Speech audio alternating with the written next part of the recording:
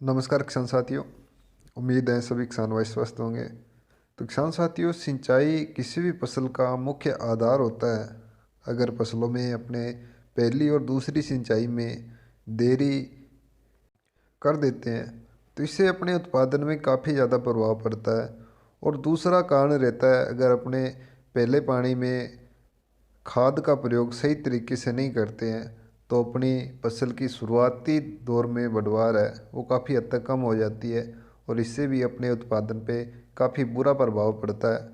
तो किसान साथियों, आज अपने इसी टॉपिक पे चर्चा करेंगे कि अपने को गेहूं में पहला पानी कितने दिनों बाद देना है और पहले पानी में अपने को कौन कौन से खादों का प्रयोग करना है जिससे कि अपने जो उत्पादन है वह ज़्यादा प्राप्त हो सके। तो सबसे पहले तो सभी किसान साथियों से गुजारिश है, जो भी किसान साथी हमारे चैनल पे पहली बार आए हैं वो चैनल को जरूर सब्सक्राइब कर लें, बेल आइकन दबा लें, जिससे आने वाली नई जानकारी है वो आप लोगों तक पहुंचते रहे। तो किसान साथियों, जो गेहूं है उसमें पहली सिंचाई निश्चित समय में करना बेहद ज़रूरी है।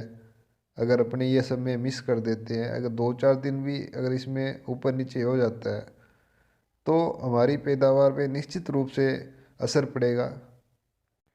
क्योंकि यह जो समय रहता है ये सिंचाई का पीक समय रहता है। अगर इस समय अपने थोड़ी सिंचाई में ढिलाई कर देते हैं या खाद कम या ज़्यादा डाल देते हैं तो ये हमारे फसल उत्पादन को बेहद बुरा प्रभाव डालकर हमारी आमदनी है वो कम कर देते हैं। तो किसान साथियों, जो आपने पहला पानी देना है गेहूं की फसल में, ध्यान से नोट कर लीजिएगा इस बात को। पहला पानी आप लोगों को 22 से 24 दिन पे अवश्य रूप से देना है। अगर आप इससे ज़्यादा टाइम बाद पानी देते हैं तो आपकी जो बढ़वार है वो निश्चित रूप से कम होगी। और दूसरा जो मेन आपका जो झाड़ है वो कम देखने को मिलेगा। इसका रीज़न ये है क्योंकि इस समय जो गेहूँ है उसको सबसे ज़्यादा ग्रोथ के लिए पानी की आवश्यकता होती है। इस समय गेहूँ को पौधों में प्रकाश संश्लेषण की क्रिया है वो सबसे ज़्यादा हो रही होती है। अगर इस समय अपने पानी नहीं देते हैं तो इससे पौधा जो है अपना पहला तो ग्रोथ कम करेगा और दूसरा पानी नहीं मिलने के रीजन से वह प्रकाश संश्लेषण की दर में जो है कमी आ जाती है। तो किसान साथियों, आज का जो मेन टॉपिक था अपना फर्टिलाइज़र को लेके, क्योंकि किसान साथी गेहूं की फसल में काफ़ी फर्टिलाइज़र का ज़्यादा प्रयोग करते हैं, तो उन्हीं में से आज अपने ये जानेंगे कि अपने को कौन से खादों का प्रयोग करना है जो कि हमारे उत्पादन को बढ़ाने में जिम्मेदार है। आज अपने बस उन्हीं खादों की चर्चा करेंगे जो गेहूं की फसल के लिए उत्पादन बढ़ाने में जिम्मेदार है। फालतू फालतू खादों का अपने इसमें चर्चा नहीं करेंगे जिससे आपका पैसा बर्बाद हो और आपको कोई बेनिफिट भी ना देखने को मिले।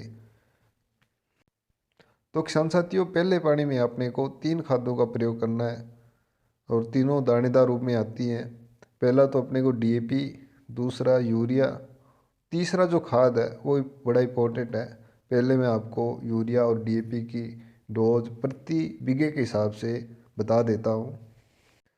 मैं जो यूरिया और डीएपी का आपको डोज बताने वाला हूँ वो वैज्ञानिक तरीके और हमारे द्वारा यूज़ की गई है, क्योंकि किसान साथी अलग अलग एरिया में कम या ज़्यादा खाद का प्रयोग करते हैं।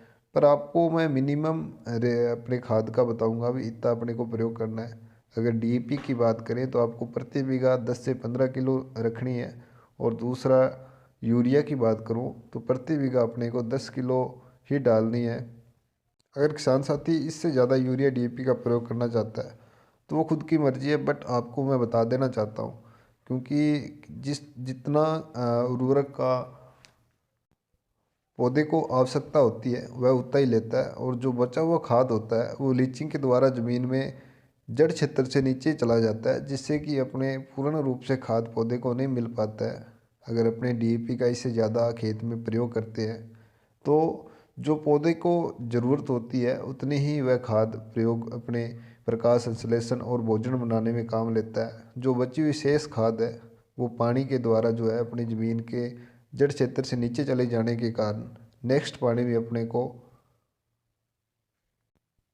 वो खाद है जो पौधों को नहीं मिल पाती है।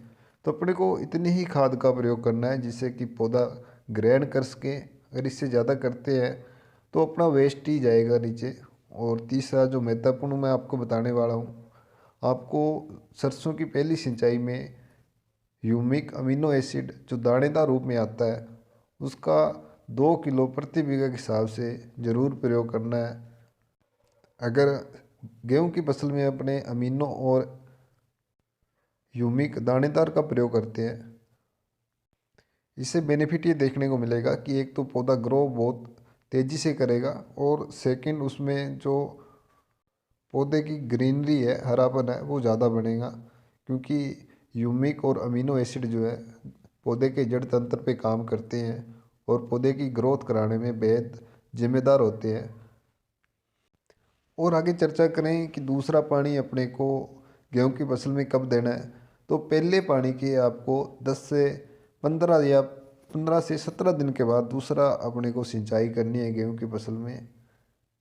अगर इसमें फर्टिलाइज़र की बात करें तो आप यूरिया के साथ ह्यूमिक एसिड डाल सकते हैं। डीएपी का प्रयोग आप नहीं करें तो भी आपको कोई लॉस नहीं होने वाला है। तो उम्मीद है सभी किसान साथियों को जानकारी पसंद आई होगी। धन्यवाद। जय जवान जय किसान।